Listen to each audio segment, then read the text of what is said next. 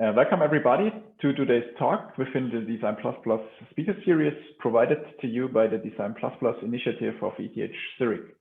My name is Michael Kraus and I'm happy to be your host today. It's my special pleasure to also welcome our guest and lecturer of today, Ms. Jen Jen Chung. Before I introduce you to our speaker and her talk, let me shortly provide some background information on our new YouTube channel, where you can find all the videos of this speaker series so far, as you see here.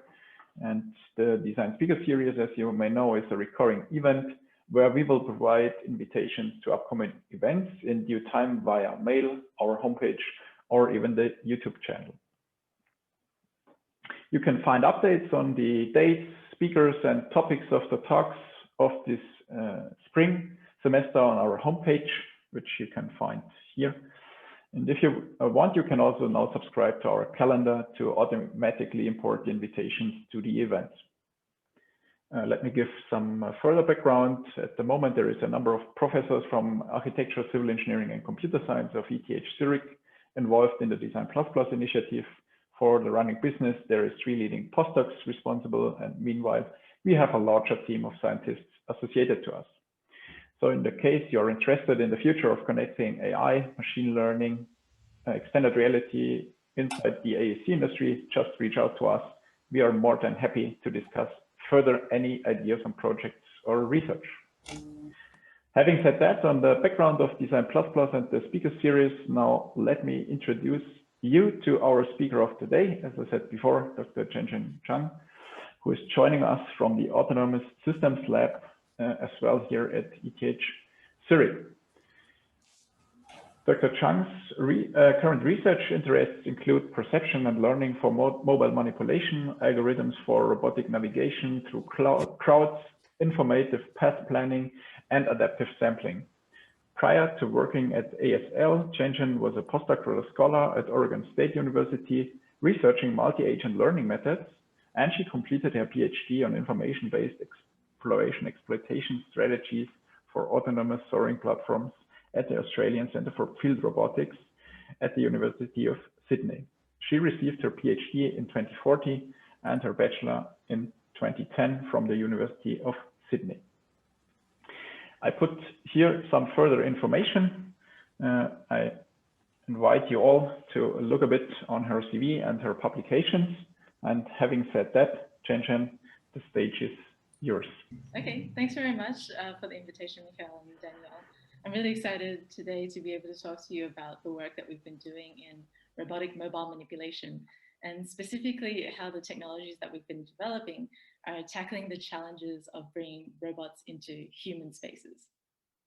Now, before I dive into the topic, I thought it'd be a good opportunity to actually introduce you to our lab, because you're not the typical audience members that I usually speak to when I give these talks. And I thought it'd be a nice idea to give you an idea of some of the work that we do generally inside the Autonomous Systems Lab. So this is us in what I like to think of as the before times. We were having our lab fondue in 2019. Look at all these happy faces. We had no idea what was about to happen to us and what was about to happen to the way we do our work. But I wanted to put this picture up here at the front, also to acknowledge that a lot of the work that I'm going to talk to you about today is not work that I did on my own, and certainly not work that I was leading, but definitely is work that has built upon a lot of the efforts of the people in the lab, both pictured here and also past and present members. So instead of waiting until the end of the talk, I thought it'd be nice to bring up the acknowledgements to the front. Now at ASL, what we like to focus on is to create intelligent robots and systems that operate autonomously in complex and dynamic environments. And as you saw, we're quite a large lab. There's about 50 researchers there in total, summing all of the PhDs and postdocs. And every year we supervise roughly 60 master's students. And we also have a long history of spinning out startups from our lab. In terms of the research that we focus on, there's 2 main streams. One is in terms of the mechanical design of the robots themselves, so novel concepts that will allow robots to operate on the ground, in the air, or in the water. And of course, we also work a lot on the algorithms that we deploy on these systems in order to have them operate autonomously, to operate robustly in these complex environments. And throughout the years, we've had quite a lot of different research projects that cover a lot of different areas. And currently, some of our main focus is in aerial robotics, both in rotary wing as well as fixed wing robots. We do a lot of work on ground robots, both in terms of autonomous driving, autonomous trains, and we have applications in autonomous agricultural robots, construction robotics, and of course, these last 2 points on mobile manipulation and service robots, which cover the topics that I want to talk to you today about. Okay, so back to this idea of robots in human spaces and what exactly I mean by robot mobile manipulation. So to give you an idea of the kinds of tasks that we're thinking about, I just want to show you a quick video of one of the experiments that we ran recently. So what you see is our Royal Yumi platform. This consists of a dual-armed ABB Yumi, which is mounted on a ClearPath Bridgeback, which is the base. And we've equipped it with a few different sensors that allow it to localize in its space, as well as be able to perceive other objects and things inside the environment that allow it to do scene understanding. And the task that we've given to Royal Yumi is to autonomously navigate our lab so that it can find and fetch a specific target object. And in this case, our target object happens to be a banana that we've placed on the table in the center over there. And now as Yumi moves throughout this environment, the sensors stream from its wrist-mounted RGBD camera, which you're going to see pop up in the bottom right-hand corner soon. This is constantly being queried to detect our target object, to detect our banana. And so when it does get a sequence of positive detections, as you'll see soon, there we go, what it's able to do is triangulate this target object and place it in its map, which is in the bottom left-hand corner. And the target object appears as this yellow sphere. So once it's able to localize that object inside its map, it can plan a path so that it can approach this object, hopefully without running into the table at the same time. And once it's close enough, what it's going to do is it's going to use its wrist-mounted RGBD camera again to scan the scene on the table. And so the depth images that are coming in from this sensor allow us to have some understanding of the 3D information of what's going on this tabletop. And we can stitch these together into a single point cloud, a single dense point cloud, which you see on the bottom left. And we can pass this point cloud to a graph synthesizer, which then gives us an estimate of where the robot can place its hand in order to pick up this banana. And so it was able to detect a grass, but it happens to be out of reach of its left arm, which is the one that it's trying to use to pick up the object. And so in order to be able to actually pick it up, it's got to scoot over a little bit, has to repeat that last step of scanning the scene. And then this time, the grass that we come up with is actually within reach. And so Yumi can actually go ahead and execute that grasp.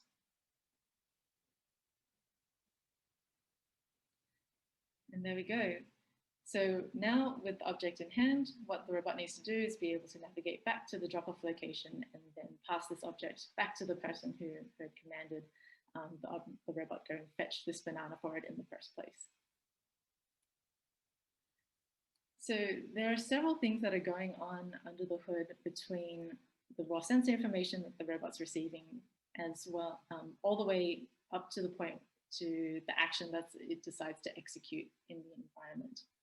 So first of all, the robot needs to be able to use its sensor information to localize itself in its map. It needs to know where it is, especially in relation to obstacles that it needs to navigate around, as well as with respect to the target object that it sees inside and as localized inside its map.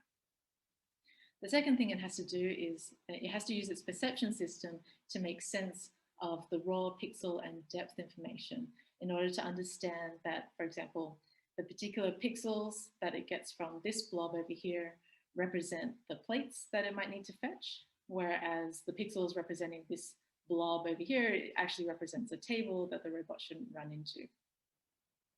And following that, given all this perception information, it needs to decide actually how it's going to physically go and grasp and manipulate those target objects.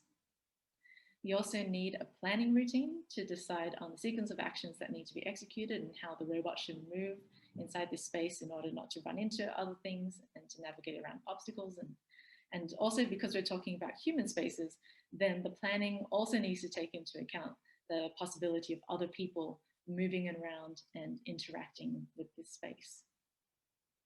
And so this is kind of a lot of stuff to talk about in just 1 hour. So what I want to do is just to give you an overview of 3 topics of perception, interaction, and planning, and we'll leave localization to another time. But in this case, I think these are the 3 that most clearly define how robots need to be able to understand human spaces, understand all the things that exist in human spaces, how they should interact with them, and how they should plan sequences of actions to efficiently achieve their tasks inside spaces that are designed for humans. So with that said, let's start with the perception system. So a traditional robotic perception pipeline is one that allows a robot to take an input stream from a sensor such as an RGBD camera and then build some internal digital representation of the physical world by reconstructing the observed 3D geometry of the scene, like you see over here. So on the left column, you have the information that's coming in from the color camera, the RGB stream. And then in the second column, this is the raw information that's coming from the depth modality. So it's telling us how far away objects are from the camera. And actually just from the depth information, we're able to construct these kinds of reconstructions here, which tell us exactly where the free space is. So there's a lot of free space around here, but also where there are obstacles. But besides encoding how the room looks, this kind of scene representation doesn't actually provide us with any information about exactly what is inside the scene. So there's no real understanding, for example, that this blob over here is a chair, and also that this chair is not in fact attached to the ground, but can move when you push it. It will move independently of the ground and any of the other objects around it. So what's more useful for many robotic applications would be a representation that encodes knowledge about the individual objects that are present in the scene. So for example, if we're talking about grasping and manipulation tasks, then we need to know about individual instances of chairs, and not just that there is chair in this scene, but in fact that there is one chair over here, there's another chair over here, and these are 2 distinct objects that move independently of each other. And so this task of mapping at the level of individual objects is what's known as instance-aware semantic mapping. And this is the task that we are looking at in terms of perception. So first of all, if we just look at the scene geometry, which is the information that comes from our depth camera, there's actually already a lot of information that we can use to begin performing segmentation just using simple rules based on convexity. So from one particular depth image, for example, we can already look at the convexity information coming out of that and begin to segment, for example, these kinds of partial objects from our scene. But we don't just have a single depth image, we in fact have a stream of depth images. And what we can do is to combine these partial segmentations over time and over different views into some kind of an object database where we can slowly match and merge these different segments to try and build more complete models of the objects in the environment. And actually, before I forget, you'll see these faces pop up in this top right-hand corner. And these are pictures of the PhDs who are the main contributors to this work. So in this case, this is Margarita Grimfeld, Badri Fura, and Tanjunon Privic. So let's take a look at how this incremental object database pipeline that we have runs on a stream of depth images. So in this video, what you're going to see on the top left is the raw depth images coming in. Underneath it, you'll see our geometric segmentation. So this is just based on convexity rules, how the scene is basically chopped up. And then in the center area, in this main section, you'll see in color what is currently in the frame. And these grayed out objects are things that were previously observed but are currently not in view. And as the camera gets moved through this environment, you'll see that we are slowly completing these object models, as shown by the colors kind of merging together over time. And the representation that we use here is a truncated signed distance field. So it gives us occupancy information, but also from every voxel in the space, it tells us the distance to the nearest surface, to the nearest obstacle. And so what's nice about having this object database that we store over time is that actually we can do some interesting additional checks to make sure that our matching and merging is correct. So here right now, what you're seeing are two potential matches. One on the left, which is our cow that we have in our office, and on the right, you see the cylindrical object, which is just up the top here, and it's attempting to be merged to the cyan object, which is our armchair, which we have stored in the database currently. And so in green are all of the areas which have good matches, which satisfy our matching criteria, and in red you see where they disagree with each other. Now, because we have these objects stored in our database, before we actually go ahead and approve these matches, what we can do is actually to take the objects that we think that they should be merged to and put them back into the scene where we observed the current segment. So in that case, this cylindrical object we're seeing here, and if we put this armchair back into the scene, we actually see that it violates a lot of physical constraints. So first of all, the chair goes through the ground, which we know shouldn't happen. It's also on its side and it collides with part of the table. So in that case, even though the curvature of the cylindrical object, which happens to be a fire hydrant, matches very well to our armchair, we know that because the contextual information of this scene, it cannot be merged with this, with our armchair. And so in this case, we're able to basically move the camera through the scene, observe these partial segments over time, and then build up our object database pipe in the back in order to be able to come up with representations of the different objects that are in the scene that the robot could potentially interact with. Okay, so that's just using the depth information from our RGBD camera, but of course we also have the color information. And it turns out that these two information modalities are actually extremely complementary.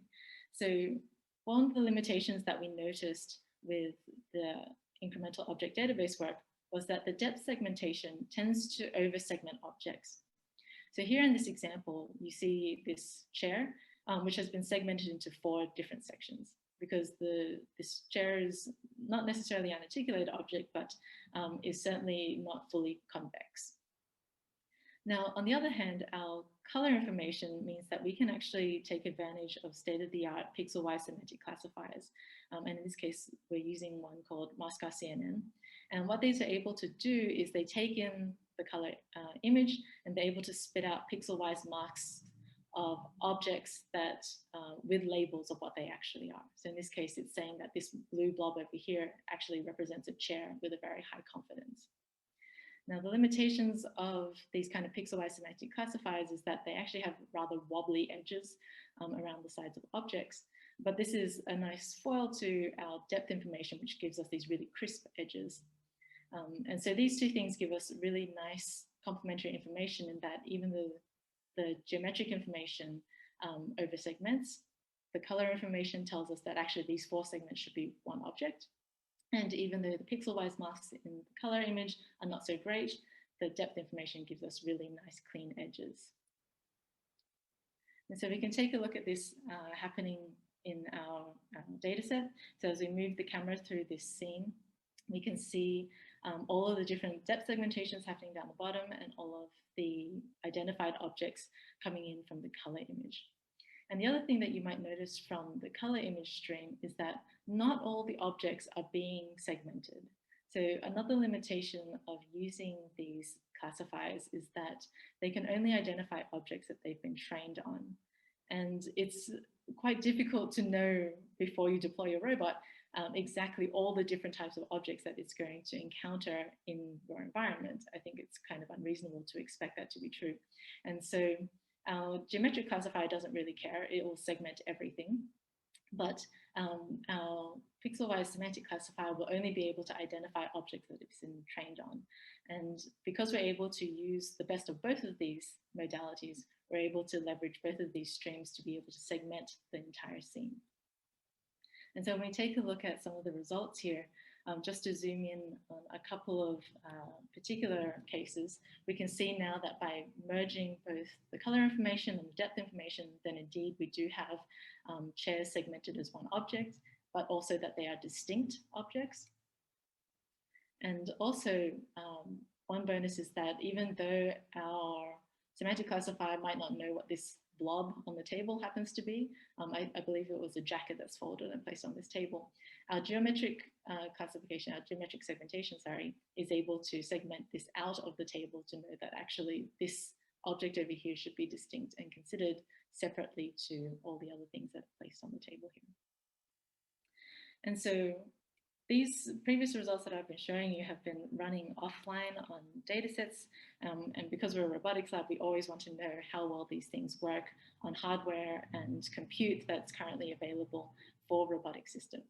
And so here you see it being deployed again on our Royal Yumi platform, this time with a couple of different sensors. We still have our visual inertial localization, but instead we have 2 RGBD cameras mounted on top to give us a wider field of view. And here with this data stream, we're actually processing our full perception pipeline online. And so one of the bottlenecks of this is that the Moscow CNN network inference runs at roughly 1 Hertz. And instead, our color camera runs at roughly 30 Hertz, which means that to run this whole thing online, we're actually throwing out roughly 29 frames every second. So don't expect the segmentation results here to be quite as clean as the ones that you saw previously.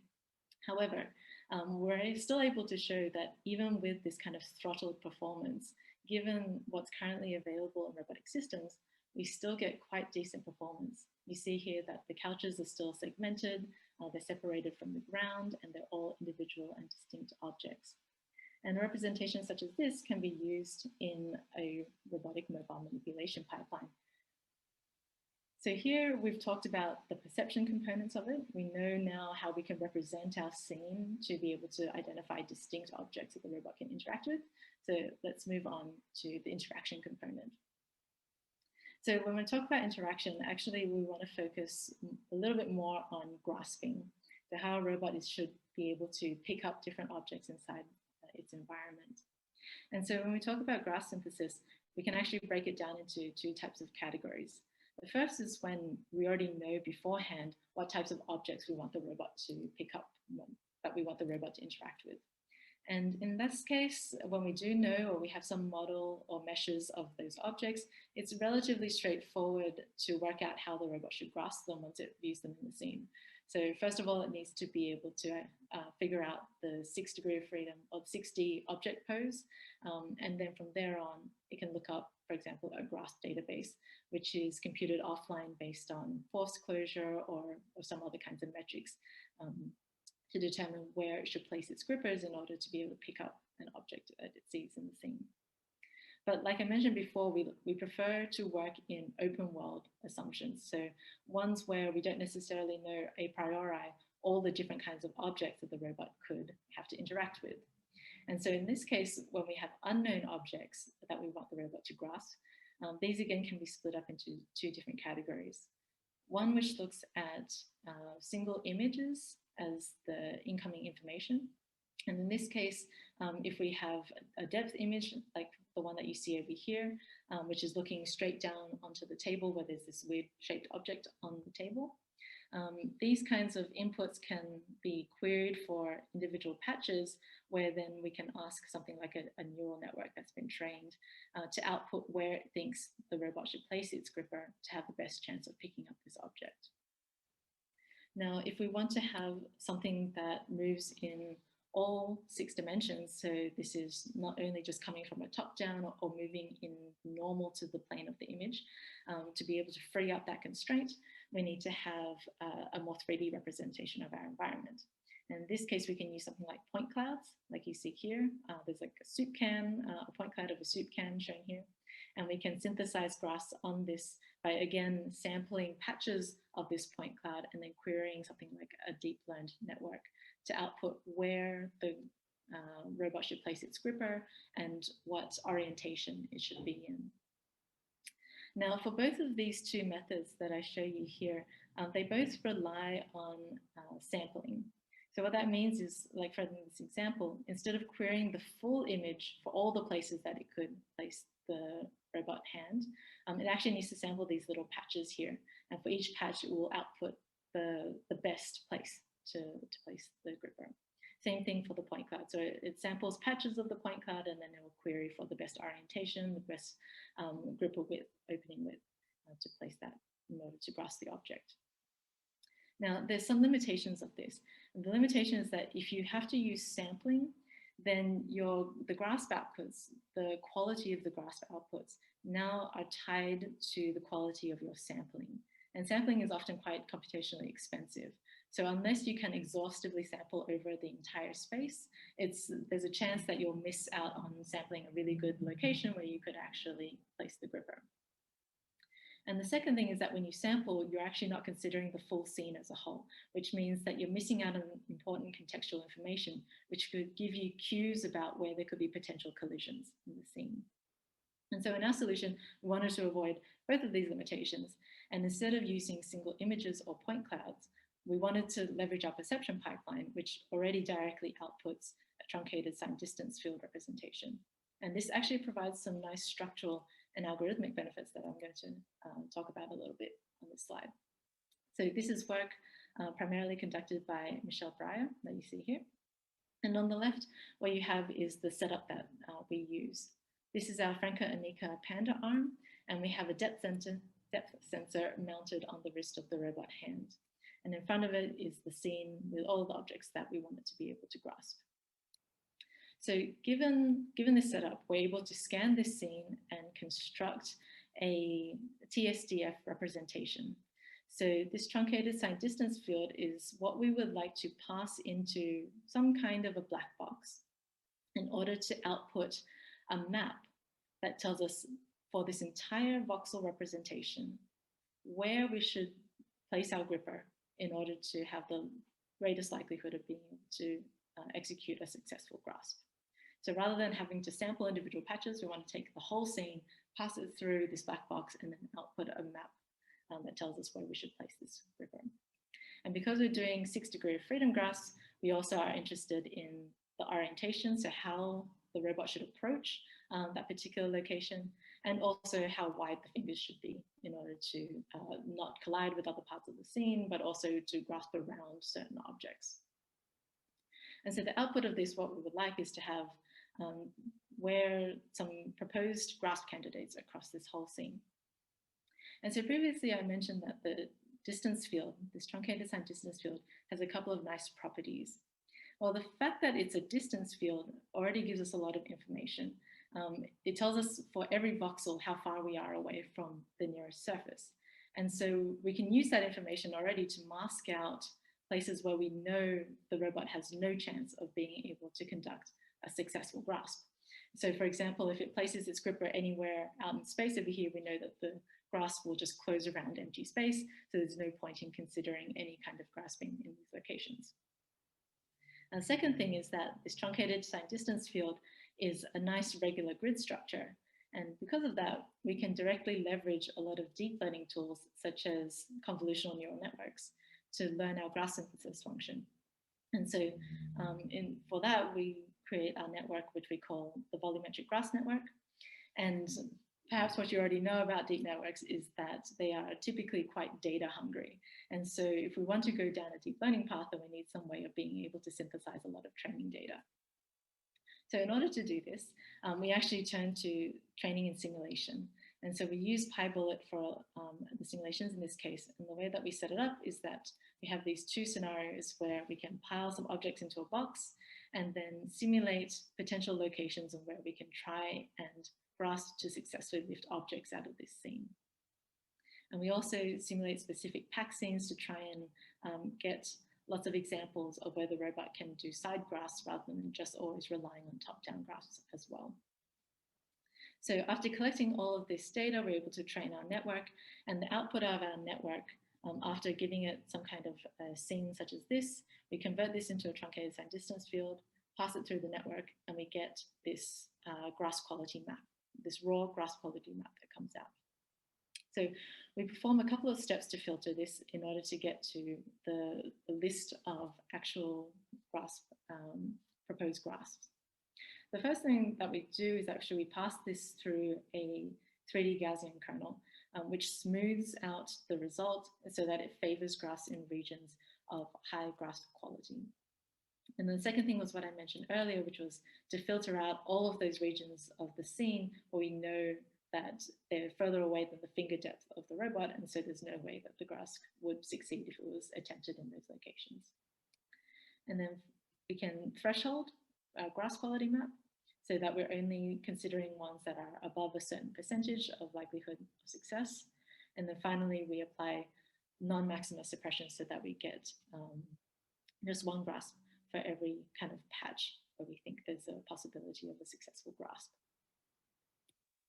So just to see it in action, in this video, I want to emphasize that all of these objects are things that the robot has never seen before during training. So these are all completely new scenes. And you'll see down in the bottom right, as the robot scans, as it finishes its scan, you'll see the truncated signed distance field reconstruction shot, as well as the grasp quality map and the proposed grasps.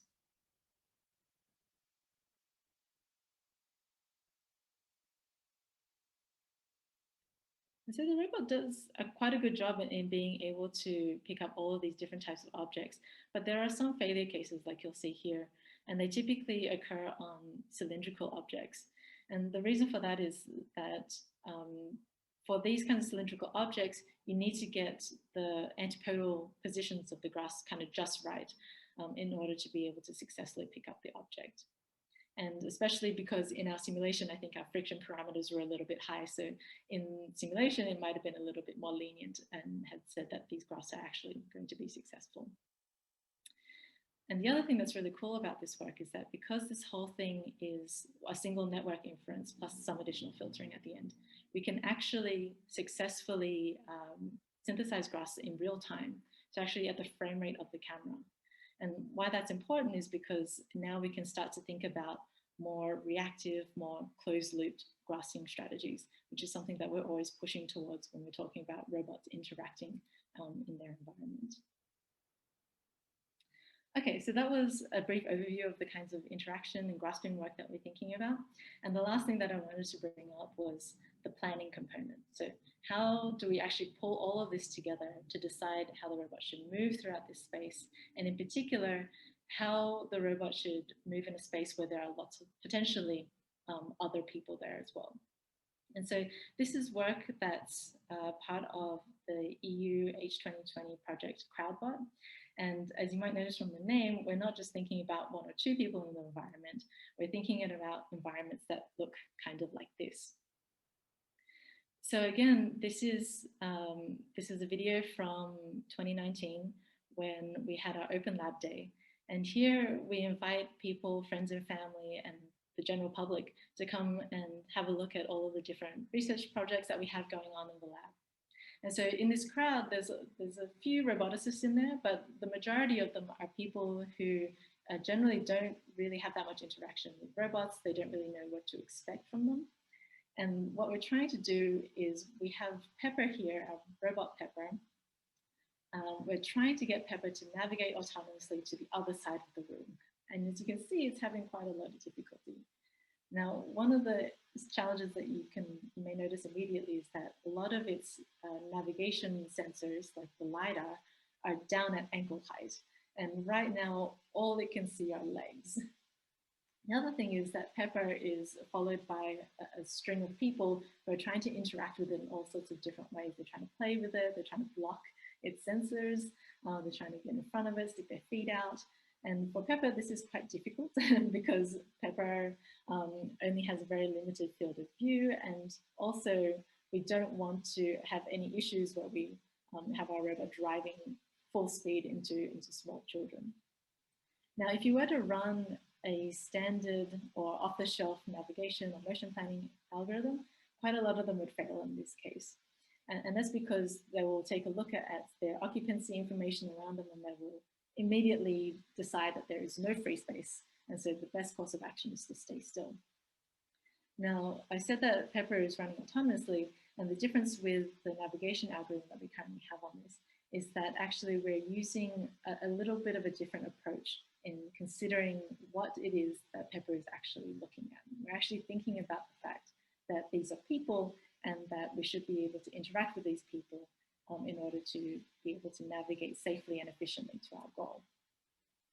And so just to show you what the sensor information actually looks like from this experiment, up in the top right, you'll see the LiDAR information, where again, it's mostly just legs. There's not a lot of static obstacle information, so it's really hard even for Pepper to localize in this space.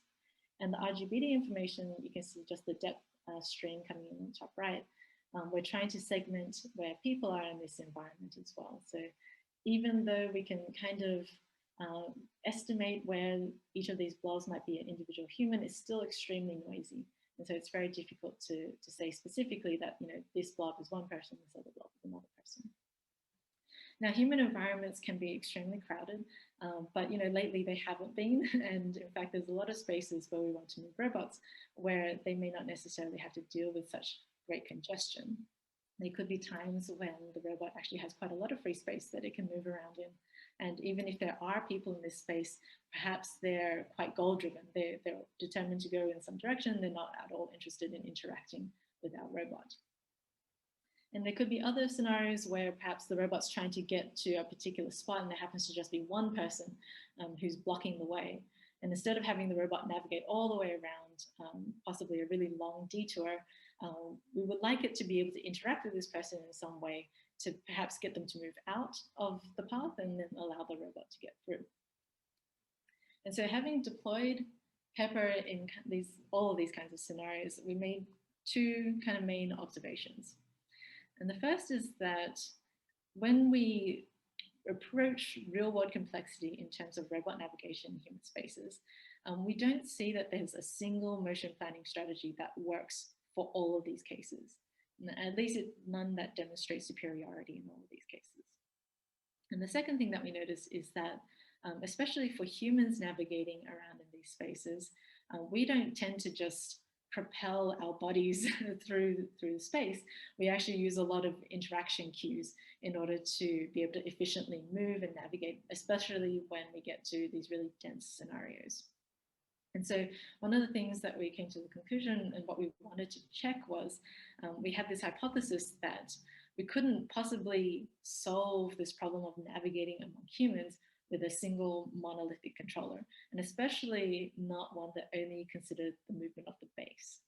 And luckily for us, we have the Pepper robot, which is able to able to speak, it's able to move its arms, move its head. And so we're able to use additional modalities to also try to tackle this interaction problem as well. And so to make this problem kind of tractable, we need a more hierarchical approach, where instead of just planning over low-level command velocities at the base, we want to be able to reason over these higher-level behaviors that the robot can switch between depending on what the kind of crowd scenario is like. So to test out our hypothesis, we came up with 3 different navigation behaviors. And the first one that we thought of was, well, what happens when we're in these kinds of free space scenarios, ones that I guess a lot of roboticists have already considered. And so in that case, we decided to use an existing planner called reciprocal velocity obstacles, RVO. And in this case, it tries to observe agents in the environment, and it assumes that each of these agents are goal-driven, that they're all navigating towards some goal. And we have to estimate where that goal is, but we assume that these agents, are solely trying to get to that and are not interested in interacting with our robot. The second behavior that we thought about was a say behavior. And in this case, Pepper will make a verbal utterance. It'll say something like, "Excuse me, I'm coming through." And then it will perform an arm gesture in the direction that it wants to travel. And then after that, it will only try to move its space forward if it observes that there's now free space where it wants to move. So it's hoping that having made its presence known and what it's trying to do known, that the people will move out of the way and then it can navigate through that space. And then the final one is when this also fails, and then we have a more assertive behavior, which we call nudge. And in this case, again, Pepper makes a verbal utterance. This time it's a little bit more straightforward, it's a bit more direct. And then again, it raises its arm. And this time, instead of waiting for free space to appear, it will just slowly inch its way forward, making it very clear that it's trying to get past. Okay, so now that we have these three behaviors, we can take a look at them in action. So this is Pepper. We deployed it in the main building on ETH. We also tried it out on some unsuspecting participants. Apart from myself, nobody else really knows what's about to happen. And it's surprising because it's actually very difficult to not acknowledge Pepper when it actually says, "Excuse me, I'm coming through." It's a very human response to actually get out of the way, as it turns out. And we've noticed this with a lot of people that we tried this on. And again, the nudge behavior, even though Daniel, who's the main contributor you see at the top here, Daniel Dugas, he's very insistent on not letting Pepper pass. But when it raises its arm and slowly inches forward, even he has to give way. Okay, with these three behaviors, the question now is which behavior should we use and when? And so in order to do that, we actually frame this as a sequential decision-making problem. So over our map, given that the robot knows that it's in this kind of environment and it's trying to get its goal down the bottom here, it has a lot of different options of how it could get there. So it could take a longer route where it knows that there's not that many people, or it could try to nudge through a crowd, or if it knows that there's only like one or two people in a bottleneck area, it can attempt to use a say action there, or say behavior. And in order for us to be able to compute this, we need some way of representing the state. And the different parameters that we consider are, first of all, the crowdedness that the robot can observe. So how many people, how dense is it? And then the perceptivity of this crowd. And what this means is how likely it is that people in this area are actually aware of the robot and are aware of the robot trying to get through. And finally, permissivity, which tries to capture this idea of how likely the people are to let the robot pass, given that they know that the robot is trying to get to a particular location. And so with this kind of a formulation, we can actually put this all together as a partially observable Markov decision process, and then solve it using something like a Monte Carlo tree search to work out what the optimal sequence of actions are that give us the highest probability of a successful execution. And we can see this deployed in action here. So on our office floor again, of course, these are all roboticists, so these people also know how robots typically behave. But in this case, I'm the only one who's aware of what Pepper is actually doing. And so a lot of these other interactions are quite natural. So when people block its path, it's because they're curious and they want to know what's about to happen. We then also take it down to the CLA Mensa, where during lunchtime, to see how it behaves on people who are not necessarily aware of how robots work. And so we wanted to see kind of natural behavior. And what's really nice is actually in this example here, if I can just bring it back, we see this nice escalation where Pepper, first of all, in free space is just navigating directly. But then when it comes to this point where it can't get past anymore, it tends to use say first. And then when say fails, it uses nudge to eventually get past. Okay, so this was a very quick overview of the kinds of work that we're doing in perception, interaction planning for robot mobile manipulation in human spaces. And I suppose a really natural question to ask is, where do we actually want to go from here? So inside our team, we have what we like to call the Mobile Manipulation Grand Challenge. And to use this figure again, it goes something like this. We have a robot, possibly we have two robots or more. They could be a heterogeneous set of robots, so we could have brown robots, robots with arms and so on. But we want them to be able to operate in our spaces. And not just that, we would like to be able to interact with them in a really simple way, the same way that we would interact with other people. So I like to say to this robot team, I would like to just be able to say, help me tidy up the kitchen. And I put the help me in brackets because, sometimes I don't want to help. Sometimes I just want the robots to do it. But, sometimes I might feel a little bit more diligent and I might come in and also help out. And I want the robots to be able to be flexible to have that as well. Now, of course, having robots tidy up my mess is not really the most altruistic or the most noble thing to strive towards. But the scientific questions that we're asking and the technology that we're trying to develop to get to this point are actually have a lot of impact in many, many other different domains. And so these are some of the projects that we're thinking about and that we're working on right now. So very recently, we started a project called Harmony, which is looking at developing assistive robots for healthcare. And again, we're looking at how mobile manipulation robots can be deployed in healthcare environments to assist technicians, to assist practitioners in a lot of the kind of dull, repetitive tasks that they currently are part of their jobs, but that they are very, very much overqualified to do. In this case, these are tasks such as just-in-time delivery, so being able to navigate across the entire campus of our hospital and being able to deliver items from anywhere inside this whole stream on demand. And also in more specific cases, like in pre-analytics, where there's a lot of sample unpacking, sorting, scanning, and redistribution, which a lot of really overqualified technicians are currently doing, but really ought to be automated. And of course, these are case studies and uses that they've come to us to ask us, how can robotics help them out in these cases? And I think a lot of the questions that we're trying to answer go towards applications in these domains. Of course, there's also a lot of work that we've been doing and have done in the past on agri-foods, how we can automate a lot of the work in this sector. Agile manufacturing, when we're no longer looking at factory lines that push out millions of the same product, but we would like to be able to switch product lines very much more quickly and to be able to adapt much quickly on the fly. And finally, of course, a lot of work in industrial inspection and maintenance requires robots that move around in our spaces, but can also physically interact with these scenes to make changes, to make measurements, and so on. Okay, so with all of this, this brings me to the end of my talk, and I just wanted to again acknowledge all of the sponsors, the two EU projects, CrowdBot, and of course Harmony. And the people that you see here have all contributed in some way to the work that I've described to you over this talk. So with that, I'm happy to take any questions. Thank you, Jen Jen, for this nice presentation and the interesting discussion. I really enjoyed that. Thank you also for your time and efforts, and we very much appreciate that.